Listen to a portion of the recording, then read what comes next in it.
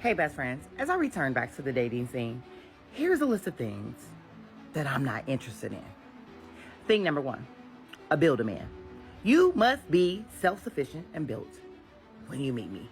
That means you must have your own crib, you must have your own car, you must have your own money, and you must have your own pen to sign this prenup. That's number one. Number two, baby mamas. If you got them, your baby must be. Matter of fact, don't even have no baby mamas. I don't care if I got kids. I don't want to deal with them. Okay. Number three, you must not ever want to move in with me. Okay. You must not ever want to, because I like my house crystal clean. Okay. I got cleaners. I don't like stuff out of place. I don't want no crumbs on my floor. So no. Okay. Matter of fact, I don't even want you to spend the night. Okay. So if you come over, we got to do the do. You got to go immediately after. Why? Because I don't want you snoring, disturbing my rest. Okay. Rule number 4, your mama and your sister, they got to mind their business, because, baby, I respect my mama and my sister. Okay. Don't have your mama and your sister calling me on something, because they going to see a whole different side. Okay. Okay. Number 4. I don't know if I'm number 4 or 5. I don't need your $40. Okay. So you can't tell me what to do. Okay. Don't even try. Don't get to asking me, blowing me up, showing up at my house, none of that. Because I ain't with none of that, okay? Listen, we going to respect each other's boundaries, or you going to respect mine. Don't come to my house unannounced. Not ever, okay? Rule number 7, or 6, I don't know. Don't get to blowing up my phone, right? I like maybe 1 call, maybe 2 at the max. Don't get to text me a lot. Maybe 1 text, maybe 1.5 texts. But don't do a lot. So say whatever you got to say in that 10 minutes I'm going to give you when you call me. You don't need to call me every day. You don't need to call me all day, okay? The only people I talk to like that is my mom and my friends. Because me and you, our conversation is kept short. Why? Because most likely I ain't going to be able to stand you, okay? Rule number 8. I like lavish gifts, okay? So for my birthday, don't buy me no flowers. I don't need no flowers. Buy me a plane ticket, okay? Not to Vegas, not to Miami, no. Give me one to Barcelona, okay, or something like that, okay, or Paris, or or Bali, or something like that, okay. Now I know this could seem like a lot, but it's really not. I got a few more things to add to the list, but I don't want to overwhelm you, so I'm gonna start there. Wait, I know I said I was done, but I got one more that's important. If you don't own a pair of loafers and a suit, it's a no. If I can't take you to a boardroom meeting with me, it's a no. If everywhere you go, you got to act like a YN, it is a no. Matter of fact, if you under the age of 65, because that's when you grow up, it's a no, okay? If you got to pull up in my suburban home with your music beating, it's a no, okay? If I got to ask you to take the garbage out, it is a no, okay? If you leave my toilet seat up so that I fall in when I use the bathroom, we not going to work out. Okay, I know I said I wasn't going to overwhelm you. I'm going to stop now, because I could keep going, okay? I don't want you to get discouraged, but I want you to come with putting your best foot forward during the dating scene with me, okay? Okay. Wait. I know I said I was gone, but one more thing, okay? If you want to date me and you're dating me, and I still got to pull up to the car wash to wash my own car, it is a no. If you get up and you about to leave my house and I tell you I'm going somewhere and you ain't checked to see if my gas tank is full, so if it ain't, you could take my car and go get some gas, it is a no. By the way, if you ain't taking my car to get no gas, don't even ask me to drive my car. I don't loan my car out. If you need to borrow my car, it is a no. Okay, I ain't finna overwhelm you. I'm gonna let you go. Welcome to Skolias, Geneas, navigating a crooked world. What you just witnessed is the language of a crooked world, a world which promotes a character of entitlement. This mindset is a trend, but for the individuals who live in it, it is a personal tragedy waiting to happen. It is a symptom of a deeply rooted character flaw that is being sold to an entire generation as a virtue. It is a flaw which erects walls instead of building bridges, and it guarantees a future of loneliness. Today, we dissect one of the most destructive character flaws plaguing the modern dating world and poisoning modern relationships: arrogance. And we will follow the story of one woman who publicly broadcasted her journey of arrogance only to collide with the wall of reality for all to see. First, let's establish the pattern. This isn't an isolated case. Here is one woman broadcasting her list of demands and her reaction when challenged. These are the requirements that you need to have in order to date me, a single mom of 3 kids. Number 1 is that you need to be making at least $130K a year, and you need to have at least 2 side hustles. If you cannot make $130K or more, then you are out of my fucking league. How do you expect to give me money for my kids if you only make $50K a year? Second is I don't date men that are younger than me because for obvious reasons. So if you are 26 and over, then you qualify. 26 to 35 is the age limit. Okay, I feel like 35 is pushing it because they look old as fuck already. So I'm 26, I'm a baby, so yeah. You have to have at least 3 cars under your name. Your second car has to have 8 seats because I have 3 kids. So I want them to be comfortable whenever we go with you on a trip or something. You want me to come with you, I'm gonna bring my kids, and you need to have enough space for my kids. So that's why I require you to have an SUV and a vehicle of your own if you're gonna be dating me. Another requirement is that you have to have a property under your name, and you have to be looking into getting your second property. Have to get a home that has 6 rooms because each of my kids have to be in their own room. So you have to be considerate. Purchase a house that has 6 rooms because that's only common sense. And if you cannot meet those requirements, then you're not the fucking one. The last requirement is that it has to be pink. If it's not pink, no. Pink and brown go together. Pink and brown, like what? Duvalin, you know? These are the requirements that you need to have in order to date me, a single mom of 3 kids. Part 2. Nothing, bitch. It was a fucking joke. You guys need to stop commenting under all my fucking posts. You guys need to stop taking that shit up the ass. If you're a man and you don't make $130K a year, that's not my problem, bitch. Don't be taking it out on me and on my kids and saying that I'm ran through when your mom was a fucking single mom to you, bitch. So leave me the fuck alone. Stop harassing me in my fucking comments. If you're mad that you cannot meet the requirements, the fake requirements that I posted, that is a you problem, not a me problem, bitch. Go get your fucking back up and leave me the fuck alone.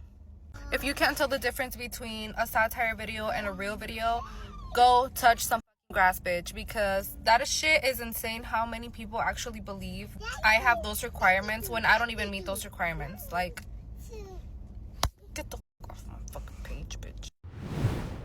You notice the pattern? A public proclamation of arrogance followed by a retreat into deception when reality pushes back. This is key. It's a performance. Notice the immediate retreat into deception when faced with accountability. A character built on arrogance cannot withstand public judgment. Now, let's examine the case study of someone who maintained this performance for years.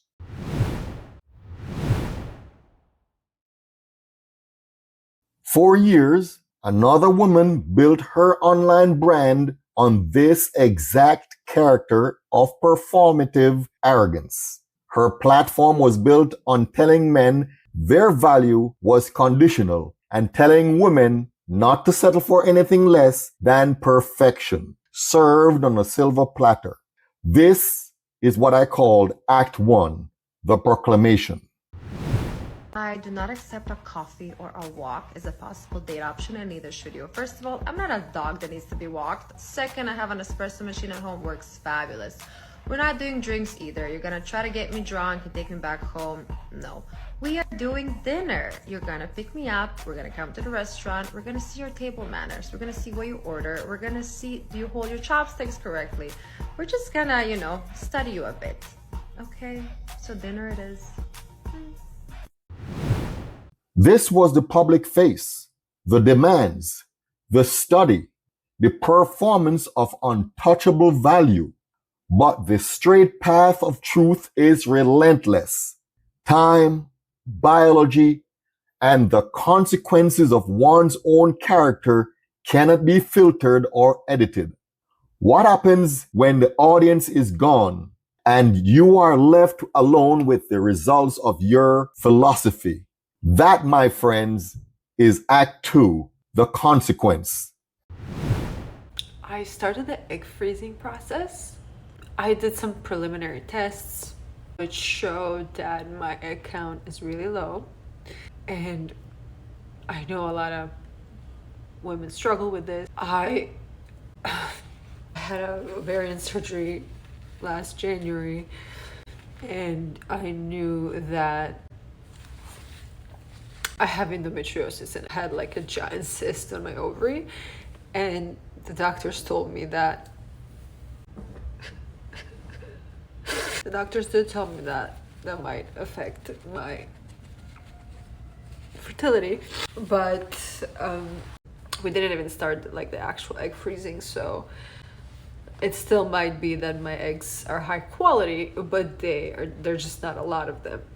It's just so sad. I've been like crying the entire day, and you know, people say like, oh, you're not alone, this happens to so many women, but I mean, it feels very alone. Lonely. I don't know, like I just feel this giant pain in my stomach right now. How's your day going? This is the inevitable result of a character built on the sand of arrogance, the private pain behind the public performance. This is the collision with the wall, and the wall always wins. And after the collision comes the final act. The public persona must be rebuilt.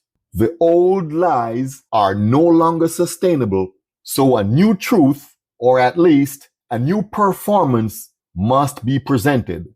This, my friends, is Act 3, the capitulation. Let's say that you're a girl listening to this and you want this super successful guy, but you don't want to cook, you don't want to clean. What do you want to do? You just want to be there and look pretty. What do you provide? You can't be in a relationship and just expect people to serve you. Like, you're not a child. Like, you should be able to take care of yourself, and you should be able to make his house a home. This path of arrogance, or endless demands and zero self-reflection, is a crooked path. And like all crooked paths, it does not lead to the promised land. It leads to a dead end with consequences. It leads to the wall. What happens when the biological clock and reality itself presents an invoice of a life lived with such character? The pain of that reality is immense. For some, it leads to a moment of clarity. The arrogance is stripped away, and a fundamental truth is finally acknowledged. There you have it, the full spectrum, the proclamation of arrogance, the painful consequence, and the eventual hard-won realization. So, let's break it down, not with emotion, but with clarity. The character flaw at the root of everything we just saw is arrogance. So in my final analysis, I want to look at 4 major points to consider. Number 1, the crooked path is twisting arrogance into a virtue. The modern world takes the character flaw of arrogance and masterfully rebrands it. It's called knowing your worth, having high standards, empowerment, or not settling. But these are masks. True standards are rooted in virtue and what you yourself bring to the table. The lists we saw were not standards. They were ransom notes. They reflect a belief that a man's purpose is to be a resource to be extracted, not a partner with which to build. Number 2, the straight path is the standard of good character. The antidote to arrogance is humility. Humility is not weakness. It is a correct and honest assessment of oneself. A woman of character operating from humility asks, how can I contribute? How can I build? That takes character from the core. How can I make a man's life better? On the other hand, a man of character seeks this woman, not a list of liabilities. The woman in the final clip, after hitting the wall, finally asks the right questions. What do you provide? This is the beginning of wisdom, but not for her. She was performing. This last woman was not just being arrogant, she was playing a character for an audience, trading her long-term happiness for short-term validation and attention, for mammon. She built a brand on a lie, and in the end, not to live with the truth. This is the ultimate deception, sacrificing your real life for a fake one. Let's look at number 3, the etymology of arrogance, the hidden meaning of arrogance. As we do on this channel, let's look deeper. The word arrogance comes from the Latin arrogare, which means to claim for oneself. This is precisely what we witnessed. Women claiming a right to a man's resources, time, and future without demonstrating they have earned it through their own character. They are claiming value, not building it. She was claiming a status and a set of standards for her online audience which she herself could not fulfill, and which ultimately did not bring her the life she truly wanted. The performance was a claim. The breakdown was the reality. And we come to the final step, number 4, in my analysis, the inversion of traditional roles. This entire journey demonstrates the total failure of inverting of the traditional family structure and roles. It positions the man not as a leader and provider who chooses a worthy helpmate, but as an applicant who must pass a materialistic exam set by a woman. It positions the woman not as the heart of the home and a wise wife, but as a perpetual dependent and critic. The final clip, where she speaks of cooking and cleaning and making a house a home, is a public retreat from the failed modern script back toward a traditional understanding of value. Reality forced her to capitulate to a timeless truth.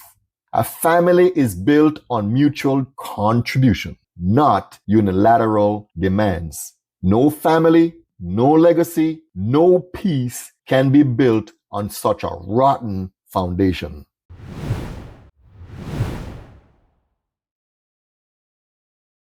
My friends, if you have made it this far into the program, here I will provide you actionable steps for building character brick by brick.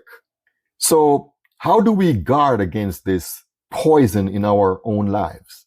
Do we build the good character of humility? Let's look at 4 steps that we can actionably take. The first is to conduct an authentic audit. Ask yourself, is the person I project to the world the same person I am in private? Take the super hard step. Take out a piece of paper. On one side, write down everything you require in a man or woman. On the other hand, write down every tangible and intangible virtue you offer a man or woman. If your list of demand is longer or more detailed than your list of contributions, you are on the crooked path of arrogance. Be brutally honest and sincere with yourself. A person of character is the same at their core, whether they are in the bathroom, the kitchen, or in the privacy of the bedroom. Stop performing for an audience who doesn't care about you. The second step is practice active service.